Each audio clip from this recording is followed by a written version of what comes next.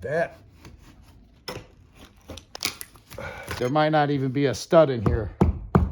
So we got most of it all cleaned off, all the blisters cut out. Get some glue in there. Looks like it possibly was pre-filled. It could be lightweight. That's why I don't like lightweight. Okay, check and see if it hit. No vibration. Glue will help. Matter of fact, let's put some more glue in there. Now you want to get yourself some Durabond. Durabond 20, not lightweight. Try to get all the dust out. Grab some, put it in there.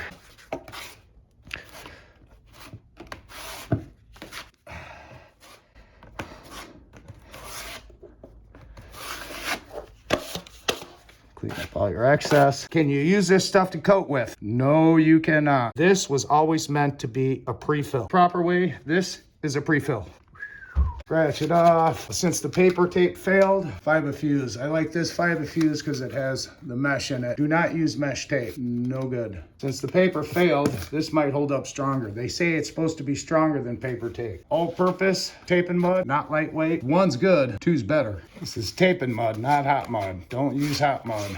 There's a little crack there. Not only do I tape with the tape and mud, my first coat is always with the tape and mud. When you get your knives, look down them. Make sure your knives are straight, no bending. You want a nice straight. Oh, this is gonna be a tough angle. I'll check it. See, feather your edges. You wanna try to cover the tape. Get a fan on it and see if I can get it to dry. I got a shop vac. Filter I have on it is a filter made for drywall.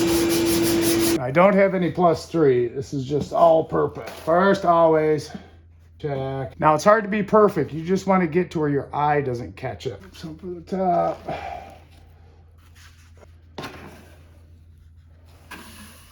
Is check. See if it's hollow or see if it's humped. Now if it's humped, it'll rock back and forth.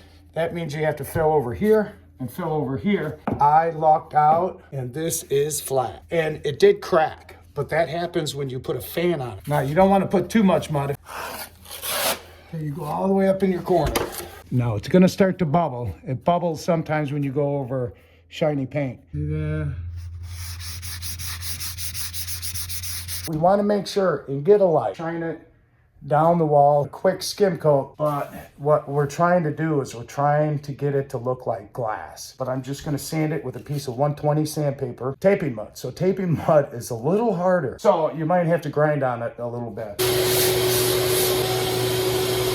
Everything is nice and flat. Notice when I sanded it, I went around the corner. Now my mud is fairly thin. You basically just want to cover your whole patch, wipe it on and wipe it off nice and tight. And sometimes with the blowholes, you can go one way and go the other way. With my outside coat last. Now the blowholes are starting to come back again. We'll do the same thing. We'll let it set up a little bit and try to push them back down. And then I think I'm going to try to wet sand this. Sometimes when you wet sand, you can kind of fill some of the blowholes. I'm not really fond of wet sanding, but in this case, it might be it. So we'll put a fan on it or a hair dryer. Do not use a heat gun. Heat guns put off way too much heat and it'll dry in like 10 minutes. The wet sand. So get yourself a sponge. It's wet, a wet t-shirt. Put your 6 knife in the t-shirt. If you get any mud on the top, around the sides, good, all clean. Any mud in this corner, stick it in the corner. And since it was so slick, there's gonna be minimal. Okay, now your sponge is wet. You don't want to do it too much. You just want to get it wet. Outside edges a little blowholes, like there's a blowhole there. Get it wet and push it into it. Double check everything. There you go. It's done. It's all slicked off. You don't have any more blowholes. You can look. I mean, it is still slick. Now that you know how to do it right, good luck on your project.